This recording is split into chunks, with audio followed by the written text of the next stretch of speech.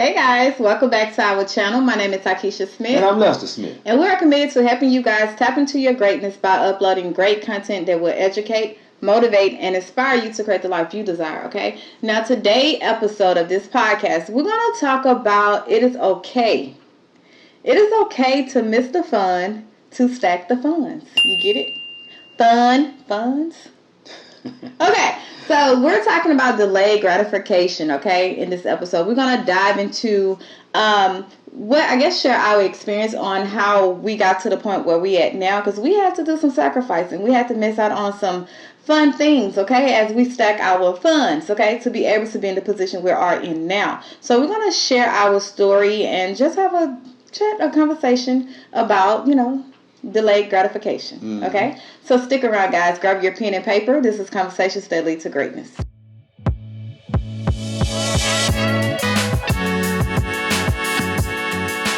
Okay, family. We're talking about delayed gratification. We're talking about that it is okay for you to miss the fun to stack your funds. Exactly. Because you get it. That's my stuff. I know, that was pretty cool. Yeah. Because a lot of times people feel they have to be in the scene of everything. They have to be in a mix of everything. Like they don't deny themselves fun. Okay. So with us, let's start. How we want to start this? We want to talk about when we first got into stacking our funds. Yeah. We can get it to when we first got started too. Back in 2010, we got on a Dave Ramsey program, and Dave Ramsey don't want you to have no fun. So none. Okay. None whatsoever. He don't want you to go out to eat. He don't want you to do nothing. He just wants you to pay off debt. Getting out of debt. That's the goal. And we did that. It was hard. It was hard, but we already were kind of back then. That was when we first got married, 2010. So we already wasn't kind of doing too much at that time. We do a lot more now than we did back then. Yeah. We wasn't doing a whole lot back then anyway, but maybe go out to eat maybe, once, maybe twice a month at the most, or something like that. But Dave say, y'all ain't gonna do none of that. Nothing. Eat home. But the thing about it is, we were still able to kind of go a little bit because I was making good money at that time. And we were still able to go just a little bit, still go on vacation. Dave said don't go on vacation. I went with what Dave said for the most. We went with what Dave said for the most part, but we still kind of did our own thing with that. Yeah. And when you said it's in the beginning, it's not easy. Yeah. Because I think with us, well, I will speak for myself. My problem with that, I won't say problem, but the discomfort or the uncomfortability. Is that a word? Uncomfortability. No. My problem with that at that time was, when we got married, a lot of people was, buying their house, buying their dream car. They was actually, doing stuff for themselves. People that's 25, 30 years old do. They're actually achieving goals. And the hardest thing was just sit back and be like, okay, my husband got a plan. He's a good leader.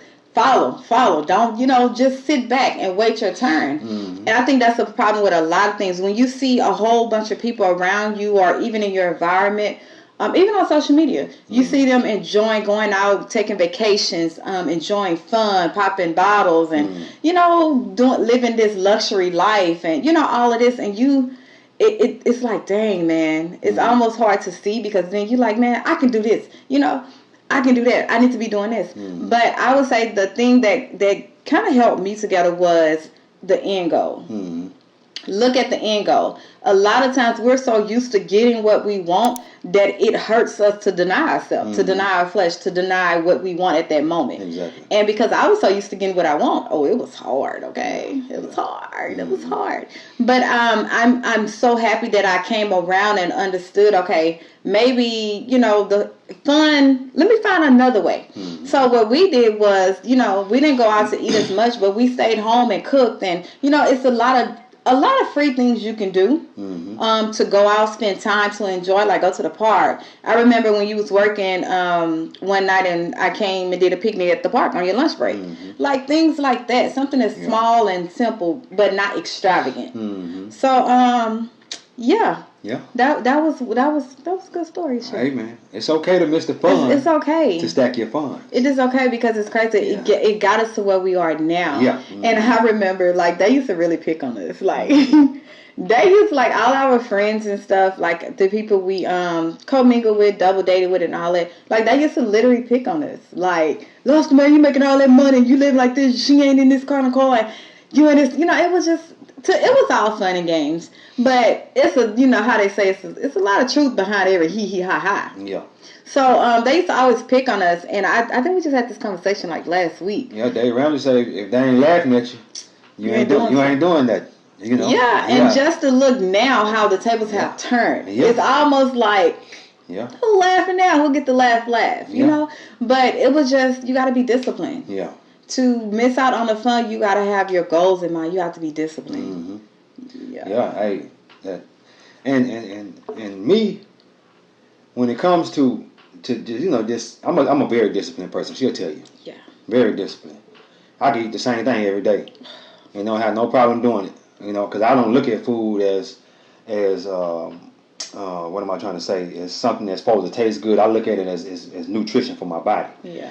And I can get very disciplined on a lot of things. I can get undisciplined on some things too now. Yeah. But for the most part, I'm very disciplined. And what I was trying to teach her is that if we live like no one else now, we can live like no one else later. Yeah, that's one of Dave Ramsey's things. Yeah. And as you do that, that means you have to sacrifice. I remember a lot of times I would be at work. And she would be at her family's house for holidays and stuff like that. I'd be at work. I'm going to get that time to have. Yeah. And, I'm like, and they're like, well, let's stay. Well, he at work. He at work. And then if I wasn't working, I was in my eBay business. Doing selling stuff there. Listing stuff so I can get that sold. So that way we could, continuously keep, getting out of debt. Yeah. And hey, it worked. Paid off the first house.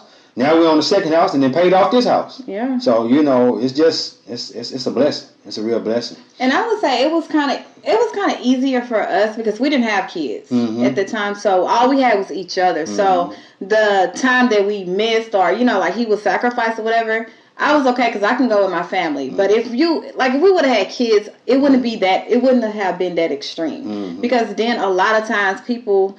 Want to say, well, I'm sacrificing this because I got, so you can have a better life. And it's different when you have kids. Yeah. So I want to just throw that out there. We're not saying, miss out on the fun and just focus on hustling without actually being there for your kids. Because there's a difference in hustling, chasing money and money chasing you. Yeah. Totally two different things. So I don't want to say, hey, addicted to greatness, say, we got to miss out the fun and hustle and go to work and miss time with the family so I can provide a better life. We're not saying that. Yeah. If you got kids, obviously you need to be spending time with your kids as well. But you got to find a balance. You know what I'm saying? You won't go out with your girlfriends or with your homeboys to spend time with your kids. And then that next week you can go hustle. You can go work. You got to find balance in everything you do. Yeah. So we're not saying work yourself to death. No, I'm definitely. We work smart.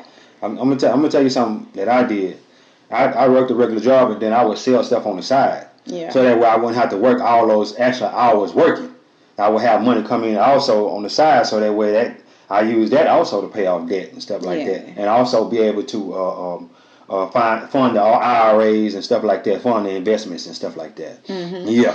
Okay, let's talk about some of the benefits. Like I always like to go over the benefits of things, just so you know it's just not it's different for everybody, whatever benefit. But one of the main benefit is it's like long-term financial stability. It's the long-term. It's like the long-term game. It's not something quick and instant. You know what I'm saying? It's not something it happened overnight. So when you deny yourself the fun and you missing all the funds while people are going out, even college students, if you're in college and you need to buckle down and you need to pass this semester because you can't get no more financial aid because you didn't flunk the other semesters. You got to miss that fun to buckle down and stay focused. Or if you have a goal in the next 2 to 5 years to buy you a house or, to start the process, you need to be saving. It's like, this, so you're looking at the end goal. You're not looking at right now. A lot of times we're so focused on right now moment. Let's live in a moment. Yes, it's good to be mindful. to live in a moment. That is a great thing. But we're not talking about material things or financial things. Being mindful means being grateful for where you at. Like you become aware of the blessings that is around you. So, you know, it's a long-term game. It's you thinking about long-term. Yeah. Like, I remember you used to ask, like, we was talking about what age we want to retire. Like, you know, just have that freedom. Yeah. And before then, I never thought about that. You know, normally we never think about retirement. We think, 65, like, what's it, 67? Whatever the age 65. Is. Whatever age, that's what we think about. And not knowing that you have the ability within yourself to retire whatever, even earlier, okay? Yeah. To retire. As you know, you have some people that's like 21, 25 retired. Well, yeah. Long-term game. They trust me. They denied themselves the gratification of instant gratification. Trust me, they denied it because they had a goal in mind. They was looking at long-term. So that's one of the benefits. Long-term stability. Definitely one of the benefits. That's the best one. Just saying. Yeah.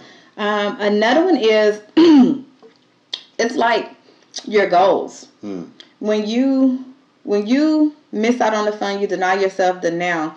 You can set higher goals and achieve them because then you're focused. It's like you're driven to. Yeah. How can I say? Okay, example. I want a G-Wagon, right? Yeah. It's my dream car. It's coming too. And so because I know the position we are in now, I'm sacrificing. Like, I'm not finna go and just, let me just go spin on this bag and do all this crazy stuff right now. I'm making room for what I want. So I'm looking at my goal and I'm like, let me make room for this. Because I need to take some stuff out. You know, go sell this, go sell that, make space. Yeah. So it's like, you have to look at your goals and your aspirations and it drives you to be, okay, man, you know what? I'm going to stay focused. Exactly. I'm not gonna do that because right now that's what I want right now. Yeah. But my long term, my dreams that take a while. Yeah. It's worth it. Yeah. Yeah. It's worth it in the end. Let me tell you that it's worth it in the end because look, if let's say you go out there and you buy every car you want, and you're gonna be forever paying for cars. And you ain't gonna never have nothing saved up. But let me say this. I got a quick thing I want you to look into. Take the money, get you a hoopty. You know what I'm saying? And this delayed gratification. Back to delayed gratification. Get you a hoopty. The average car note is between $400 and $500 a month. Okay. Get you a hoopty for cash money about $2,500, $3,000 or whatever, and ride around in that and save the money. Save you $500 a month in your savings account. In the savings account, and in a year, go trade that hoopty in and get you a better car. And you might have went from a $3,000 car to a $6,000 car. You save $500 a month. And this, let me say this: instead of you giving that interest to the bank, you'll be, what am I trying to say? You'll be paying the interest to yourself. Yeah. Yeah, you'll be paying the interest to yourself, and keep doing that over and over again. Every couple of years, go get you another car. And the car that you originally bought, it's probably gonna go for around the same amount of money that, you know what I'm saying, that because they don't look when you get cars that low in value, they don't lose that much value very fast. It's the cars that cost a lot of money that lose a lot of value. Yeah, because the value has already been lost when it first came out. Exactly. Yeah, the depreciation. But I thought about that a long time ago. You know, I used to do that too. I would get a car and pay it off real quick, and then I got a paid off car. Then I trade that one in and go get another one. And trade that one in, and I did that for a little while, and I paid cash for a while on cars. By doing that, you understand what I'm saying? But I didn't get the hoopty, but you understand what I'm saying. What you can afford. Yeah, get what you can afford, and then move up. And it's almost like what we talk about when we talk about real estate. Like, how you have people that want to get into the real estate game. Yeah. But you would tell them, hey, don't go buy this $2,000-$3,000 house. $200,000-$300,000. Yeah. $1,000 house. Get a fixer upper. Yeah. Stay in, fix it up. Year 2, or is it 3 years? 3 or 5 years? 2 years. 2 years. Stay in it and then move up, and each time you move up, you go up to a different level of a house until you get your dream house. And let me tell you that's my favorite. If I had to do all over again, that's one of the things I would do. Yeah. And I'm gonna tell you exactly what she's saying. Let me break it down for you. You get you a house. Don't get the best house on the street. Don't get the best house in the neighborhood. Get the ugliest house. Okay. Yeah. And let's say you in a neighborhood, the house is $200,000. You go get the one that's going for $100,000 or $125,000. stay in that one, and fix it up and whatnot until it's worth 200. Mm-hmm. Okay, and then in 2 years when you're ready to sell it, it's worth 200. You go do the same thing in another neighborhood, and this time you get to do it with the $300,000 houses, and you get the house that's $200,000 in that neighborhood that's ugly that need to be fixed up. Yep. You can move up to $1 million house in no time doing that. Yeah. And if you don't, and let's say you don't want $1 million house, well, if you keep on moving, every time, let's say you taking $50,000 to $100,000, you making $50,000 to $100,000 every time. You can put all that money in your bank account. You can. Yeah. When you sell. Oh man, look here. Man, listen. That's the perfect strategy for somebody who that don't mind moving over and over again. Yeah. Because once I thought about that, once I found out about that strategy, we had already established ourselves, so it was kind of hard to kind of do that. You know what I'm saying? I know she would want me moving over and over again anyway. But yeah. Yeah. But yeah, it's just like you just gotta deny yourself and not care, have a care in the world of what someone thinks. Mm-hmm. Like it's almost like you laughing at me now, but yeah. Oh, when I pop up on the scene. When I pop out. Oh, pop out. Is it pop up or pop out? Pop out. Anywho, when I pop out, then who gonna have to laugh? Exactly. That's the mindset you gotta have. Yeah. You can't care about someone who don't understand where you're going, or who don't even have a clue. Yeah. So it's like you laughing at he and me, and I'm caring about what what you're thinking about me or what you're saying. Mm-hmm. But I know that you don't have a clue what I'm doing. Yeah. You don't even have a clue of what you don't even have those savings. Mm-hmm. You don't even have no direction. It's almost like how can you take them serious? Yeah. So don't care.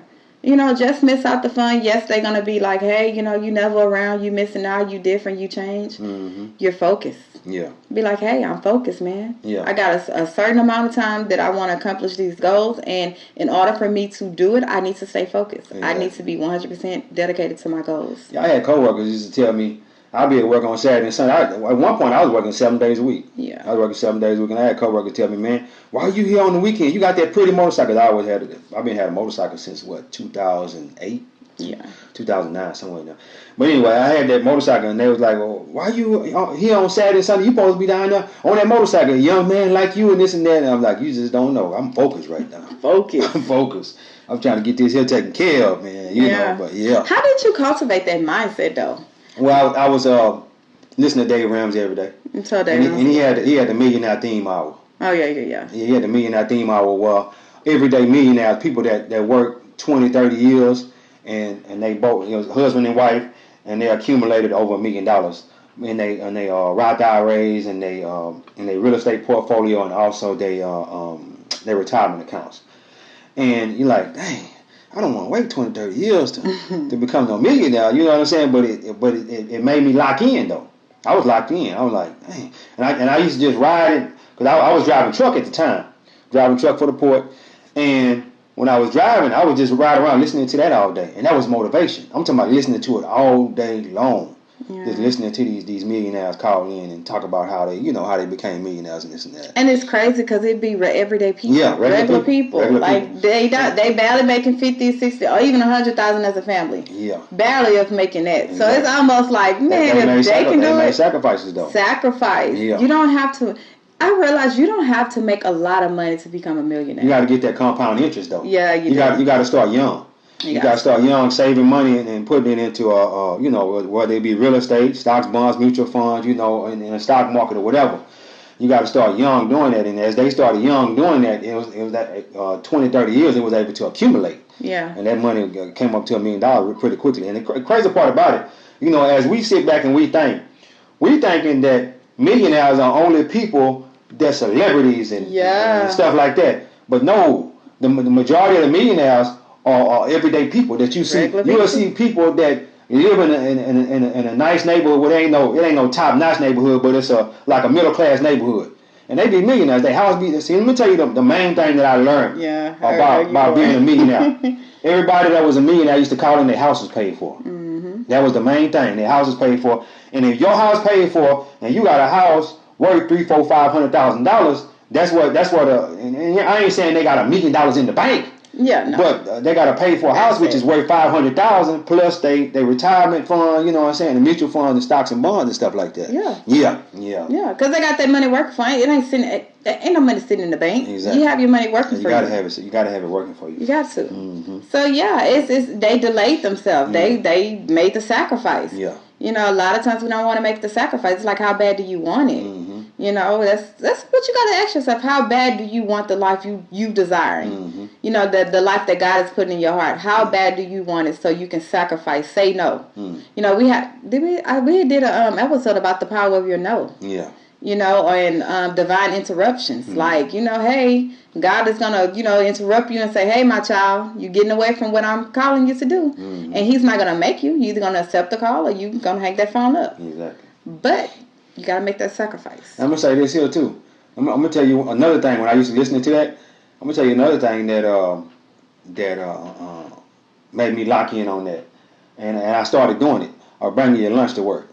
Mm-hmm. I used to be eating out 2 or 3 times a day every day, and I was spending $30, $40 a day eating out. You know what I'm saying? Oh yeah, that's easy. No problem asked. You know, and I got to thinking about that when I cut that back. Man, look, you know how much money I was saving when I did that. Small as that. Yeah, just by eating out. You know, and you talking about Dave Brown used to talk about $5. It's called Starbucks, but he called it $5 because he said nothing in there less than $5. And he was telling people, instead of going to Starbucks, make your coffee at home or either go to McDonald's and get it for $1. I think it was $1 coffee back then. What is it now? It's probably still $1. Okay. Yeah, but he was telling them that, and he said them the main 2 things you could do.